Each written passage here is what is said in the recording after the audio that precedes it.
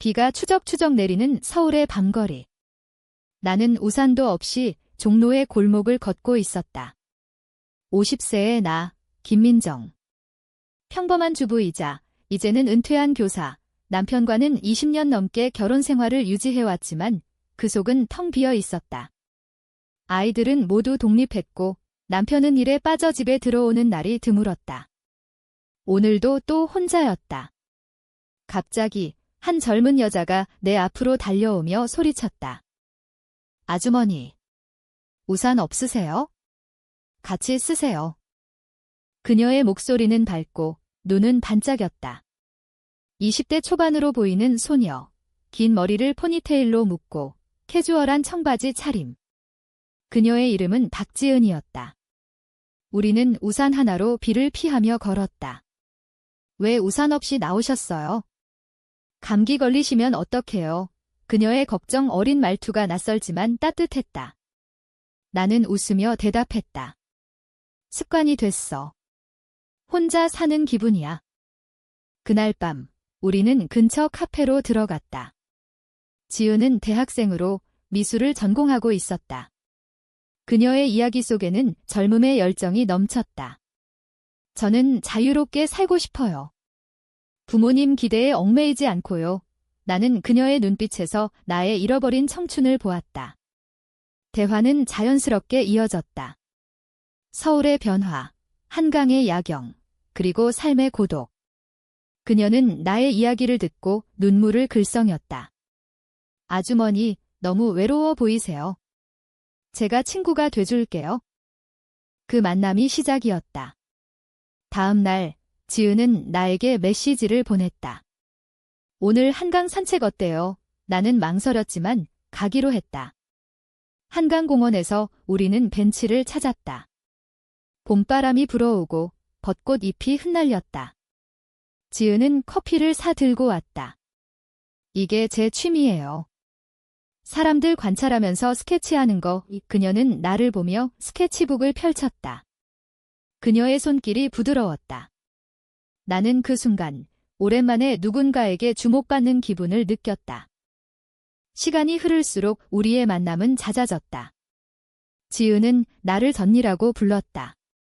민정 언니, 오늘은 인사동 가요. 우리는 전통시장을 걸으며 떡볶이를 먹고 한옥 카페에서 차를 마셨다. 한국의 문화가 우리의 배경이었다. 지은은 한복을 입고 사진을 찍자고 조르며 웃었다. 언니, 예쁘세요. 그 말에 내 가슴이 요동쳤다. 왜일까? 이 감정은 단순한 우정이 아니었다. 하지만 사회의 시선이 느껴졌다. 나이 차이가 30년. 사람들은 우리를 이상하게 볼 터였다. 지은의 부모님은 보수적이었고 나 역시 가족이 있었다. 남편은 의심의 눈초리를 보냈다. 요즘 왜 이렇게 바빠? 나는 대답하지 못했다. 지은과의 시간은 나의 유일한 위안이었다. 그녀는 나에게 세상을 새롭게 보게 해주었다. 언니, 삶은 짧아요. 하고 싶은 대로 사세요. 어느 날, 지은은 나를 자신의 아파트로 초대했다. 오늘은 제 그림 보여줄게요. 그녀의 방은 예술 작품으로 가득했다. 우리는 와인을 마시며 이야기를 나눴다. 밤이 깊어지자 지은이 갑자기 말했다. 언니, 저 언니가 좋아요. 그냥 친구 이상으로 그 고백은 충격이었다. 나의 심장이 멎는 듯 했다. 나는 그녀의 손을 잡았다. 지은아, 나도. 하지만 이건 안 돼. 그러나 그 밤, 우리는 서로를 안았다. 비록 육체적 접촉은 없었지만 그 감정의 깊이는 평생 잊지 못할 것이었다. 그날 이후 우리의 관계는 깊어졌다. 지은은 나의 일상에 스며들었다. 아침에 메시지로 인사하고 저녁에 전화를 걸었다. 언니, 오늘 무슨 일 있었어요? 그녀의 목소리는 나의 피로를 녹여주었다. 우리는 서울의 명소를 함께 탐험했다. 남산타워에서 케이블카를 타고 올라가며 도시의 불빛을 내려다보았다. 언니, 여기서 소원 빌어요. 우리 영원히 함께. 지은의 말에 나는 미소 지었다. 하지만 마음속으로는 불안이 싹텄다. 한국 사회에서 이런 사랑은 금기였다. LGBT 커뮤니티는 여전히 숨겨진 존재. 특히 나이 차이까지. 지은은 젊었고 나는 나이가 많았다. 그녀의 미래를 망칠 수 없었다. 그래도 우리는 조심스럽게 만났다. 홍대 거리에서 버스킹을 보며 손을 잡았고 한강에서 자전거를 타며 웃었다. 지은은 나에게 한국 전통 문화를 가르쳐 주었다. 언니, 김치 만들기 해보세요. 우리는 함께 김치를 담그며 시간을 보냈다. 그 과정에서 우리의 감정은 더 단단해졌다. 남편과의 관계는 점점 멀어졌다. 그는 출장을 자주 갔고 나는 자유로웠다. 하지만 지은의 부모님이 문제였다. 지은은 집에서 나와 독립 생활을 했지만 부모님의 압박이 심했다. 결혼해야지. 지은아, 그녀는 울며 나에게 털어놓았다. 부모님은 제가 정상적으로 사는 걸 원하세요. 나는 그녀를 안심시켰다. 내가 행복하면 돼. 하지만 내 안에서도 갈등이 일었다. 나는 이혼을 생각했다. 50세의 새로운 시작. 가능할까? 어느 가을날 우리는 제주도로 여행을 갔다. 비행기에서 지은은 창밖을 보며 말했다. 언니, 여기서 자유로워질 수 있을 것 같아요. 제주도의 검은 모래 해변에서 우리는 산책했다. 파도 소리가 우리의 대화를 감쌌다. 언니, 저를 사랑하세요. 지은의 질문에 나는 고개를 끄덕였다. 그래, 사랑해. 그 순간 우리의 입맞춤은 없었지만 눈빛으로 충분했다. 제주의 올레길을 걸으며 우리는 미래를 꿈꿨다. 함께 살자, 언니. 그러나 현실은 잔인했다. 서울로 돌아온 후 지은의 친구들이 우리를 의심했다. 지은아, 그 아주머니랑 왜 그렇게 친해? 지은은 부정했지만 소문은 퍼졌다. 나의 딸도 알게 되었다. 엄마, 무슨 일이야? 그녀의 눈빛은 실망으로 가득했다. 나는 변명했다. 그냥 친구야. 하지만 거짓말이었다. 지은과의 사랑은 깊었고 그것이 나를 변화시켰다. 나는 더 이상 예전의 내가 아니었다. 지은은 나에게 그림을 선물했다. 이건 우리 추억이에요. 캔버스에는 한강의 야경과 우리 두 사람이 그려져 있었다. 나는 감동받아 눈물을 흘렸다. 고마워, 지은아. 우리의 사랑은 한국의 계절처럼 변했다. 봄의 설렘, 여름의 열정, 가을의 깊이. 하지만 겨울이 다가오고 있었다. 겨울이 되자 충돌이 시작되었다. 지은의 부모님이 그녀를 불러들였다. 너 요즘 이상해. 그 나이 많은 여자랑 뭐 하는 거야? 지은은 울며 나에게 전화했다. 언니, 부모님께서 알았어요. 나는 충격받았다. 어떻게? 아마 소문 때문일 터. 나는 지은을 만나러 갔다. 눈이 내리는 거리에서 우리는 만났다. 지은아, 미안해. 나 때문이야. 그녀는 고개를 저었다. 아니에요, 언니. 제가 선택한 거예요. 하지만 압박은 커졌다. 지은의 아버지는 보수적인 사업가였다. 우리 집안 명예를 더럽히지 마. 그는 지은을 집에 가두려 했다. 지은은 도망쳐 나와 나의 집으로 왔다. 언니, 도와주세요. 나는 그녀를 숨겼다. 남편은 출장 중이었지만 이건 위험했다. 우리는 밤새 이야기했다. 우리가 왜 이렇게 살아야 해? 사회가 왜 우리를 받아들이지 않아? 지은의 말에 나는 동의했다. 한국의 전통 가치관이 우리를 옥죄었다. 남편이 돌아왔다. 그는 이상함을 느꼈다. 집에 누가 있었어? 나는 거짓말했다. 하지만 그는 휴대폰을 확인하고 메시지를 보았다. 이게 뭐야? 너, 여자랑. 그의 분노는 폭발했다. 이혼하자. 나는 눈물을 흘렸다. 20년 결혼 생활이 끝나는 순간. 하지만 자유를 얻었다. 지은은 나를 위로했다. 언니, 이제 우리 함께 할 수 있어요. 그러나 더 큰 충돌이 왔다. 지은의 친구 중 하나가 우리를 배신했다. 그녀는 지은의 부모님에게 사진을 보냈다. 제주도에서 찍은 사진. 부모님은 분노했다. 지은아, 병원 가자. 이건 병이야. 그들은 지은을 강제로 상담소에 보내려 했다. 지은은 저항했다. 저는 정상이에요. 사랑하는 거예요. 나는 지은을 구하려 했지만 부모님의 간섭이 심했다. 우리는 서울의 LGBT 커뮤니티를 찾았다. 이태원에서 모임을 가졌다. 그곳 사람들의 이야기를 듣고 우리는 힘을 얻었다. 한국에서도 변화가 오고 있어요. 하지만 현실은 달랐다.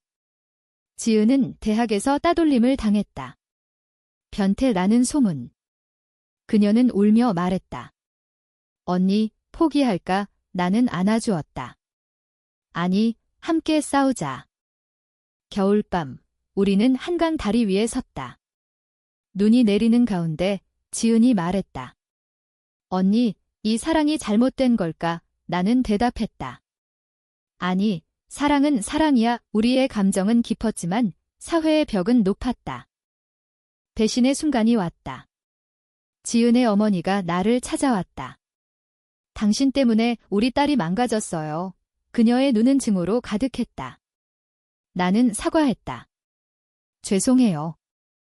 하지만 지은이를 사랑해요. 어머니는 소리쳤다. 그런 사랑이 어딨어? 나이 차이도 그렇고 그녀는 지은을 해외로 보내려 했다. 유학 가라. 잊어버려. 지은은 반대했다. 하지만 압력이 너무 컸다. 어느 날 지은이 사라졌다. 메시지도 전화도 없었다.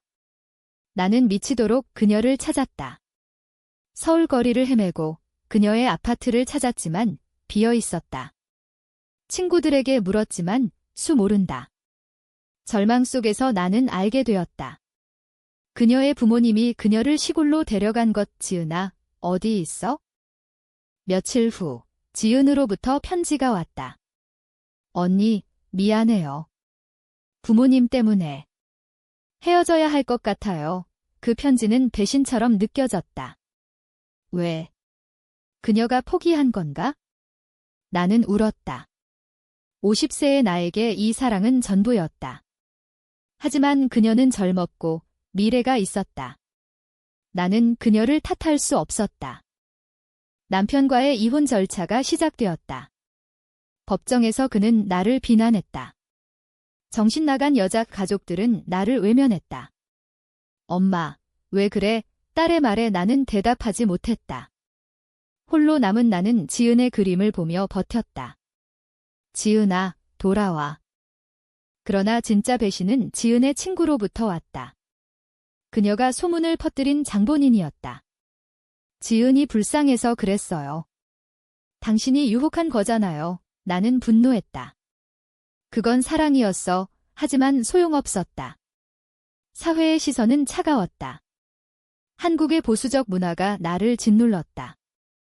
지은이 돌아왔다. 언니, 용서해요. 부모님께 반항했어요. 우리는 재회했다. 하지만 그녀의 눈빛은 변해 있었다.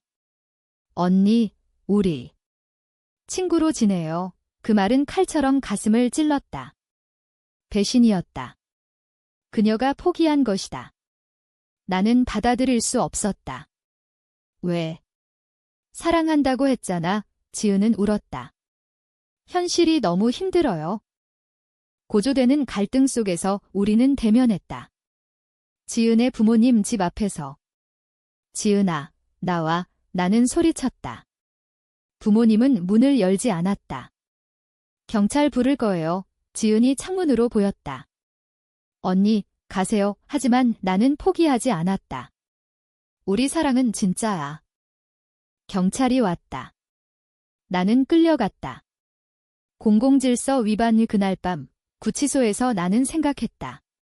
이게 사랑의 대가인가? 다음 날 지은이 면회를 왔다. 언니, 미안해요. 제가 약했어요. 우리는 눈물을 흘렸다. 함께 도망치자. 지은의 말에 나는 고개를 끄덕였다.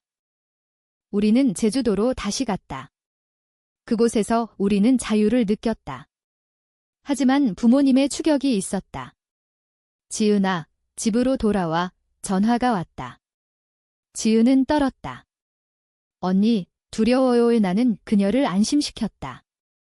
내가 지킬게. 고조점은 제주 해변에서 왔다. 부모님과 친구들이 나타났다.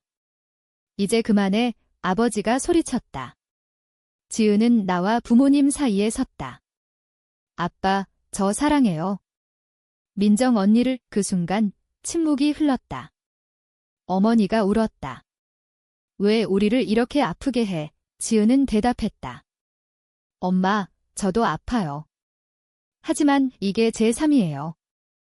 싸움은 격렬했다. 아버지는 나를 밀쳤고 나는 넘어졌다. 늙은 여자가 우리 딸을. 하지만 지은이 막았다. 그만해요. 언니 사랑해. 그 순간 모두가 멈췄다. 부모님은 충격받았다. 지은아. 정말이야. 지은은 고개를 끄덕였다. 네, LGBT예요. 받아들여주세요. 그날 대화가 시작되었다. 부모님은 처음으로 우리의 이야기를 들었다. 한국에서 이런 사랑이 가능할까? 아버지의 말에 나는 대답했다. 사랑은 국경도, 나이도 없어요. 어머니는 눈물을 닦으며 말했다. 딸이 행복하면 노력해볼게. 결말은 인내의 결과였다. 지은의 부모님은 서서히 받아들였다. 시간이 필요해. 우리는 서울로 돌아왔다. 나는 이혼을 마무지었고 작은 아파트에서 새 삶을 시작했다. 지은은 대학을 졸업하고 미술가로 데뷔했다. 우리의 사랑은 공개되지 않았지만 주변 사람들은 알게 되었다. 몇 년 후, 우리는 함께 살았다. 한국 사회는 여전히 보수적이지만 변화의 물결이 일었다. LGBT 권리운동에 참여하며 우리는 목소리를 냈다. 사랑은 자유예요. 지은의 그림 전시회에서 그녀는 나를 소개했다. 제 뮤즈예요.